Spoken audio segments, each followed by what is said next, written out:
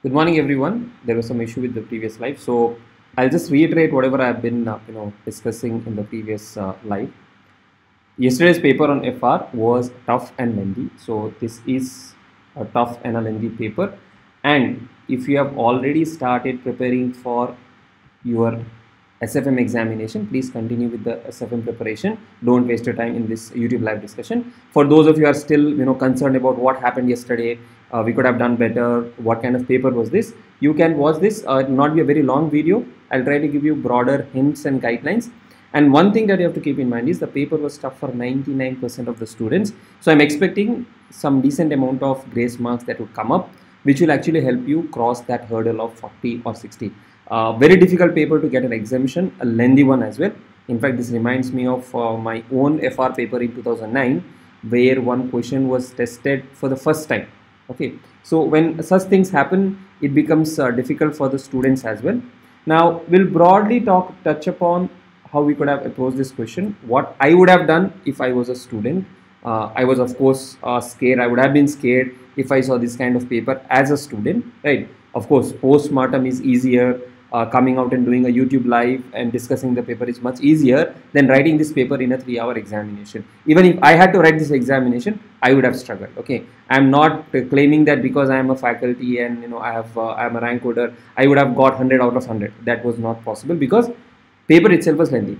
But having said that, some 40 to 50 marks of paper was attemptable, was from the study material, was from the past papers, was from the RTPs. You would have seen these kind of questions. So out of 100 marks that you had to attempt, 40 to 45 marks was attemptable and manageable. And if you would have done a couple of more questions here and there partly correct, getting pass marks or reaching that 60 marks would have been possible. But I would not say, you would, of course, there will be some students who would be ending up scoring very high marks, but it was not a paper where you would have said, okay, I will get exemption in this paper. And being the first paper creates some kind of stress and tension in the mind of the student as to what will happen next. Now, my suggestion to those of you who are thinking the first paper went bad and let me drop this attempt or let me not write this paper. I know a lot of students are in that zone. I had one of my friend way back in 2009 who had the same feeling after the first paper. It was very difficult for for us to convince him. He ultimately went ahead and wrote with half-hearted preparation and scored 200. 200 just passed. Okay, so such things can happen. Don't think that I'll only get 30 and hence I should not write. You don't know. You may get some grace marks here, some grace marks there, because overall the paper was difficult, right? Now coming to question by question analysis, the first one was on consolidation. Nothing great in the balance sheet, but lot of stuff in the adjustments, right? Now starting with the step acquisition. So first to acquire 20,000 shares and then 17,500 shares. Now here important thing is determining the fair value on date of obtaining control. So that is what you have to calculate, date of obtaining control, and continue the calculation of goodwill and capital reserve. There is a bonus related adjustment subsequently, but please understand it will not impact the calculation of goodwill or capital reserve on the date of acquisition. Then we had this 8% debentures. Now 8% debentures in Sleek Limited, that is the subsidiary, is held by Hammer Limited at a nominal value of 35,000 and 84,000 is the cost. Now here, when you cancel it out, you will cancel it out from the investments, from the debentures, because that is intercompany, and whatever is the difference here, that becomes like your loss, and you will adjust this in the P&L. Okay, if you would have done this, then it is perfectly fine. Then here you have the balance as on 1st of April 22. Control happened on 1st of October of 22. So you have to split that between what is the first 6 months and then next 6 months. You have to split the profit and then determine what is the reserves balance on 1st of October of 22. Then you have this dividend adjustment of 10%. We have seen dividend adjustment in study material questions also. One thing that is missing out here is when was it declared. They have not mentioned when was it declared. So what you can assume is an easier assumption, declared post obtaining control, and hence you will do the adjustment accordingly, right? Then they have allotted one equity share for 10 shares as bonus issue. Now when it comes to bonus issue, if you remember what you have learned in advanced accounting at CA Inter, there also we used to have this bonus issue adjustment. There we used to adjust that in the investment cost and reserves and all of that. Ultimately goodwill calculation would not change. Now when it comes to Ind AS, there is nothing that you will go back and adjust the investment, because investment is you are either using the cost model or the fair value model. You'll not go back and adjust that, right? Now what should we do with this bonus? Basically, from the profit of pre-acquisition, okay, you have issued some bonus shares. From pre-acquisition profit, you have issued some bonus share that will get added to share capital of subsidiary. They will get added to, they will get added to share capital of subsidiary. But we do not present the share capital of subsidiary in the consolidated financial statement. So then where will this adjustment go? Nothing but it will remain in the reserves, because you will not disturb that. For non-controlling interest, also it will remain in reserves only, because share capital will not be presented. So ultimately, if you see, the impact on the consolidated balance sheet will be nothing, will not be anything, just that you will move it from the general reserve to the capitalized reserve. So you will basically show it as a capitalized reserve or capital reserve and not show it as a general reserve in the balance sheet. Please remember, share capital changes will not be shown in the consolidated balance sheet because subsidiary has issued shares. So if you think logically, subsidiary has issued shares, those shares will not show in the consolidated balance sheet. So where should I show those reserves? Those reserves I can't show it on the retained earnings. So I will show them as capital reserves because I have capitalized that amount of reserves. Okay, that is one thing there. Then trade receivable is a simple straightforward adjustment. Again, sold 40% of these goods remained unsold on 31st March of year 3. We do not know whether it was sold pre-control or post-control. If I was a student, I would have assumed 40% of these goods, whatever is there, that has to be adjusted as if it has been sold post obtaining control. Entire amount being adjusted, calculating the amount and unrealized profit as on the date of consolidation, I would have eliminated, right? Then fair value has been given. This will be used to determine NCI and also fair value as on 1st of October. Okay. So now, was it a 20 out of 20 marks question? Not really. But if you would have been calm and if you would have just, completed the balance sheet, calculated goodwill on acquisition, done broader adjustments, I would say 10 to 12 marks was obtainable here. Okay, I'm not saying for everybody 20 out of 20, 10 to 12 marks was obtainable here. Sir, why not 20 out of 20? Because there were first time adjustments. There were newer adjustments which you would be confused as to what is to be done. Okay, so that is where it would happen. Then on CSR related thing, if you know the provisions and all, 8 marks question, it could have been, you would have been able to attempt them. So that was not a thing. Then here you have, sale and marketing company, and it has got, someone as a payment gateway, online sale, and all of those things. This is something similar to your, airline ticketing system, the examples that we have, understood in the class as well.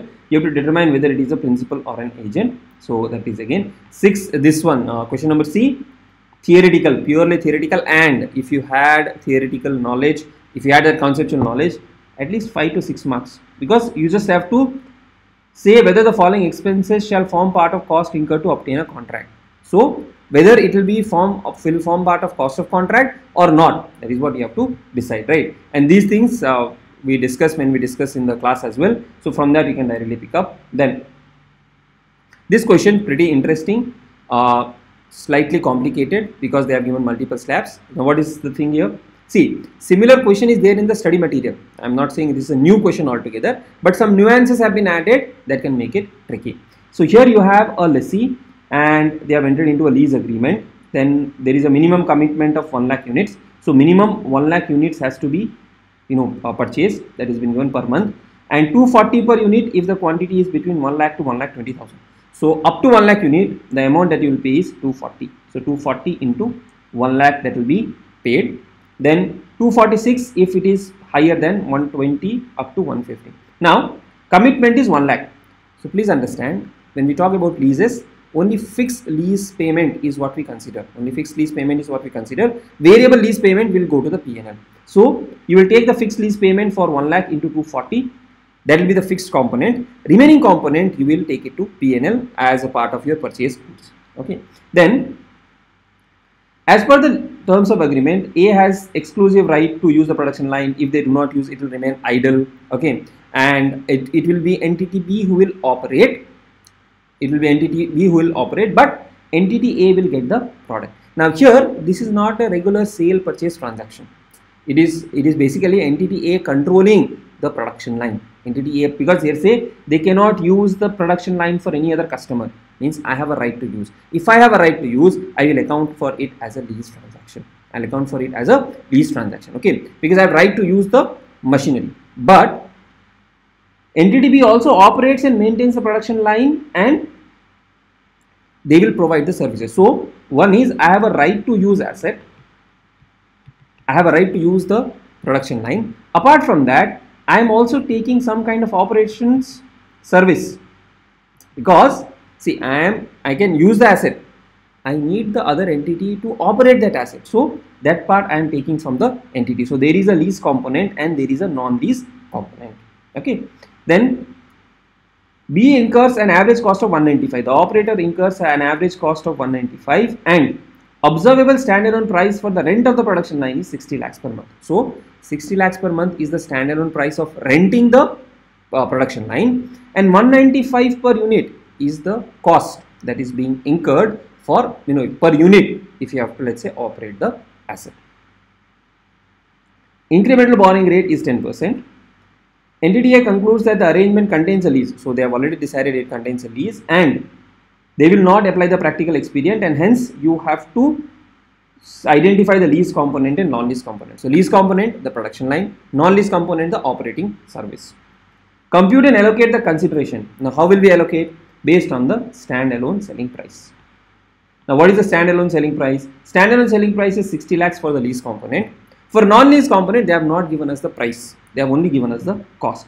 So we'll assume that the cost itself is the standalone selling price, and accordingly 195 into 1 lakh will be my standalone selling price for this, and 60 lakhs will be the standalone price of renting. 195 plus 60, whatever I have, this will be allocated in, this 240 will be allocated in the ratio of these two, and that is why you have to allocate lease and non-lease, then lease related accounting. Okay, so that is one. This question based on your India's 105 disposal group, more or less a straightforward question. There is nothing great complication here. So here is one where you could have scored at least 6 to 7 out of 8. Then business of manufacturing bottles for pharmaceutical, non-pharmaceutical companies, 4-mark question. This is a straightforward question as it is picked up from the study material with number changes. So here you could have made 4 out of it. Then ore exploration is engaged in manufacturing of drilling and mining equipment for 25 years. Management of the company is planning to expand. On 1st April, to meet the financial requirement, they issued 50,000 compulsorily convertible preference shares. So when you have a compulsorily convertible preference shares, then you have one liability component, and the compulsorily convertible part you have equity component. Coupon rate has been given 12%. So with that 12% present value, you can get the liability component, and balance part goes to equity component. Then there is the rate has been given, and 3% is the transaction cost. The transaction cost also you have to split between liability and equity component and do the accounting. Now slightly lengthy, but here you would have been able to score 10 to 12 easily. Then theory question, generally they have asked a lot of theory questions this time. Generally we don't see that. Now that is where you need conceptual understanding to address them. Then sorry, stock appreciation rights on 1st of April has been issued, and they have been given an excess of market price on the exercise rate over the share price of 250. Just a second. On the condition that there is an employment of 3 years in 100 shares. Okay, SAR is exercisable after 31st March, but before 30th of June. Fair value is given below: 42, 46, 48. 2021 company estimates 2% of employees shall leave. Then this was revised to 3%. Then actually 15 employees left in 2021, 10 left in 21-22, 8 left in 22-23. SAR was actually vested in 492. Now it was vested in 492 plus 8 plus 10 plus 15. 492 plus 8, 500, 525. So starting date is 525. Now in the first year, what you have to do is 15 already left. So 525 minus 15, 510 is what you will consider to have already left, and you will see 2% will leave in the subsequent periods, and accordingly you will do the estimate. Don't do this 525 minus 2% minus 2% and minus 2%, because you already know 15 have left. So first you will reduce 15, then reduce it by 2% each. Then in the next year reduce it by 10, and then again reduce it by 3%. Okay. Then based on that you can calculate the valuation. Only complication here was getting to this 525 and applying this. So think of it, 525 is given here, and then you can solve this problem. Okay, then this is based on segment reporting, so you have to identify which are the reportable segment and prepare the segment information as per Ind AS 108. Slightly lengthy, but here and there you could have got marks here as well. Then here you have a patent right for 420, life of 10 years. So this is a question where you have an thing about written down the patent to market value of 2 lakhs. Now whether it has to be impairment or revaluation, that can be a doubt. Now here they have said market value. If it is impairment, you will have fair value less cost to sell, but this is you are only doing at fair value, so this is more of revaluation, so you have to do the revaluation accounting, and here also they have given this revaluation gain. Okay, then this is on transition, you will take the carrying amount into the consolidation, straightforward one. Then borrowed 120 lakhs from scheduled bank, terms of loan are given below, and then default has happened, they have rescheduled, and they will pay 220 lakhs at the end of the 10th year. So for that, you can do the financial instrument accounting based on this straightforward thing, nothing complicated here as well. Then shipping company is required to do major inspection and overall. So this is based on your component depreciation. You have to calculate what will be the component. The thing is, estimated cost of first overall is 10 crores. Now this is, if it is at the end of 5 years, we don't know the present value. Okay, so we'll assume that this 10 crores itself is the present value, and then we will split the cost of 40 crores between 40 as 30 and 10. Okay, that is how you will split, and you will do, or I would have done in the examination, right? Then here you have question, this is based on Ind AS 8, whether there are changes in accounting policies or changes in estimates. Using the conceptual understanding, you can actually solve this question, right? So this is the broad guideline from my side, how I would have approached the question. Some of the cases you can take multiple assumptions, and if I was a student, I would have done the consolidation question towards the end, as I had did in 2009. But whatever has passed has passed. Going forward in the examinations, be prepared if at all there is an unexpected type of question, and this we could see even in the RTP. Okay, even in the RTP, if you see, a lot of new types of questions were there. So a solid conceptual understanding and proper revision will actually help you. Just by trying to do things in less amount of time, trying to do only marathons, trying to do only fast track will not help. Okay, even the respective faculties also would have whoever wherever you have taken classes from would have told you the same thing. Only having part knowledge, doing selective studies is not going to help. Okay, there have been bouncers, there have been questions like CSR 8 marks, a long question based on case study, so, and also time consuming. So prepare well, focus well, revise with your notes and all of that. Target at least 80 to 85 marks in this kind of paper to attempt, not score, to attempt 80 to 85 marks. Out of that, my experience is 50 to 55 marks is attainable, especially with questions which are from the study material. Okay, the thing that happens with the students is, the moment you see a tough question, you get scared. The moment you see a first time adjustment, you get scared. Now even in this first question, if you ignore the first time adjustments and do the balance part and prepare the consolidated balance sheet, you will score at least 10 to 12 marks. I am telling you from my own experience, right? So that is how you would have prepared. Detailed solutions and all we'll discuss post the examinations, and prepare well for upcoming SFM examination and also subsequent examinations, where expect some kind of bounces. Though we think that this is the last attempt and institute wants to make it easier, that doesn't look like the case looking at the questions that have been tested in the examination. All the best, and we'll catch up again after all the exams get over, and we'll try to put forward the solutions to these questions, which will help you understand how you did in the examinations. All the best for remaining papers, and take care.